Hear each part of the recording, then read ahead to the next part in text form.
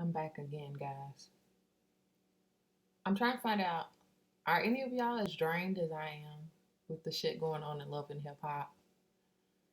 God damn, it's a lot. The women's empowerment. It's for women's empowerment. It's women's empowerment. This is women's empowerment. Nigga, Joseline, we know you trying to be better, girl. Like, we see it. We see it. I see how calm you're talking to these people that you've had beefs with, and I'm really proud of you. But if you don't find a different way to express what you're trying to convey in this video shoot, I'm over it. Y'all know who I am at this point if you watch these videos. Keep the Kentucky, Love and Hip Hop, Season 6, Episode 6.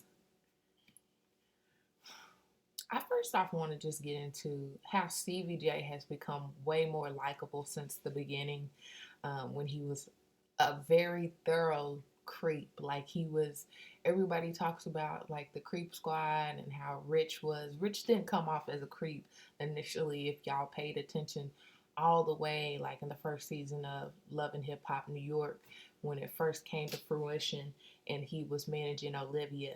He was a very sweet guy.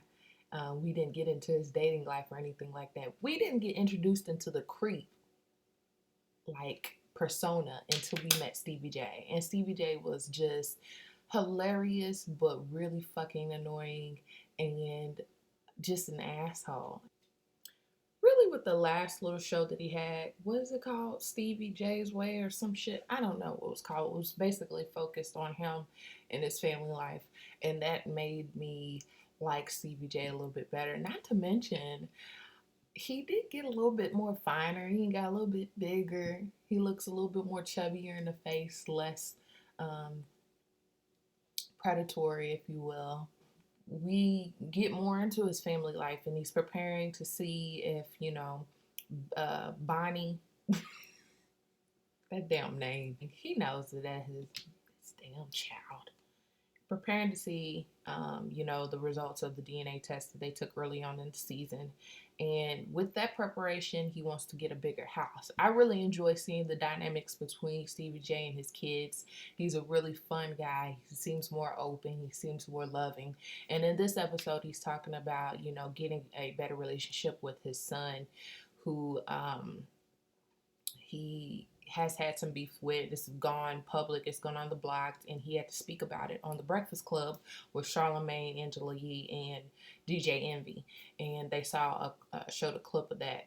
But basically, they ended up meeting up and, talk about their differences. And the kid basically said that even though you were there for me monetarily, I really wish that you were more present when I was growing up, which that was a good part of seeing. And I'm really glad that they're starting to like normalize Stevie J and take him out of the mess, um, because he's not as easy to hate this season. Joseline, like I was talking about, that damn women's empowerment video, baby daddy, I'm gonna have to YouTube it because I just want to see what you talk about. But anyway, she's got all the girls on the set. She got Mama D. She's got Dime. She actually, earlier in that episode, she convinced her to come. They hashed out their differences. And Dime basically just came to her and said, well, you act like you didn't know me. So that's why I had beef with you. And they actually talked it out and was able to, carry on with, trying to bond or at least being cordial to each other. Fast forward to the video shoot.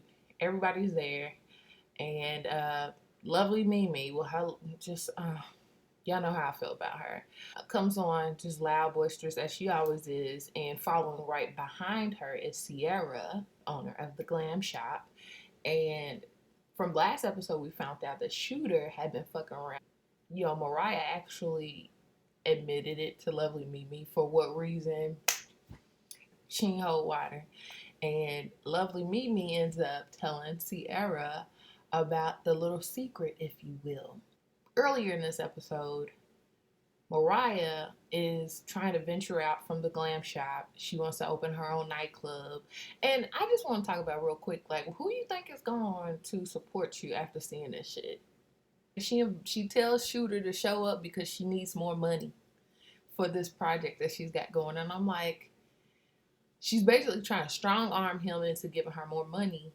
If he doesn't give her the money, then she's gonna end up telling Sierra about their relationship. Which at this point, Shooter's like, you can go ahead and tell her, I don't give a shit. She's talking about $70,000. The bitch is bold. Like, it's a lot. It's a lot to watch this shit and just be like, oh my god, like for real though, like, cause this shit, it's stressing me out. I'm all over the place. When Lovely Mimi tells Sierra about Moriah and Shooter, Sierra gets pissed off at Lovely Mimi, and there's a lot of comments. I like to read comments below links on Facebook just to get insight from everybody.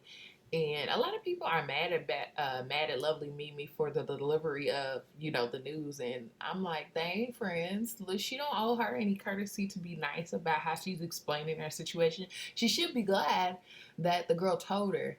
I watched the Check Yourself interviews that get posted after the show, and Dime Piece was like, oh well, I would have two-pieced her because she told me. I'm like, that's like so ignorant. That's why that's why a lot of y'all just be walking around here with nothing ass Negroes trailing behind y'all, in front of y'all, whatever, and just be looking dumb because you don't want to take the truth. They meet outside. She done paged homegirl 911 to show up, and they get into a little scrabble because everything's coming to light about their situation. Now it looks like she's still gonna end up with Shooter, and she's more pissed off with Moriah than anything. Even though Shooter's been like giving this girl apparently $1,000 here and there to support or keep her, up to date. And Mariah's whole attitude just throw. This bitch like. Mm-mm. What else happened is Jack met up with Cena. Jack also met up with Treasure. Treasure was, telling her concerns about Jack and his relationship with Tommy. It's none of your business. She's still mad because she got popped in the face with grapes last episode. So now nobody can be happy because Treasure's mad. And Jack ends up going to meet up with Cena to discuss everything going on from the conversation that he had with Rod, and him pretty much insinuating that him and Cena, Rod and Cena, had a relationship with each other. And I'm thinking to myself this whole time, like, Cena, is this your way to make Jack mad? Like, you want to be a part of this now foursome of a situation? I don't understand it. You too grown and you got kids, and it's just the time and the place. And that time and place was in your early 20s when you ain't had no kids. And but Jack seems to not give a shit either way. He's just like, hey, just take care of my kids and we gonna be straight.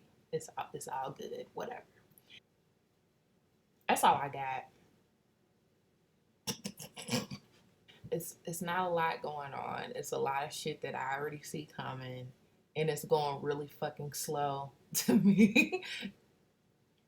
Like, comment, and subscribe. I got some more shit on the way for you guys. I want to do a review of the Netflix original series, 13 Reasons Why, and give some of my thoughts on that. I will be a lot more enthusiastic because I really enjoyed that series. And I also want to do a few advice videos because I got some coming in and I just want to get into it. So I'll catch you in your next video.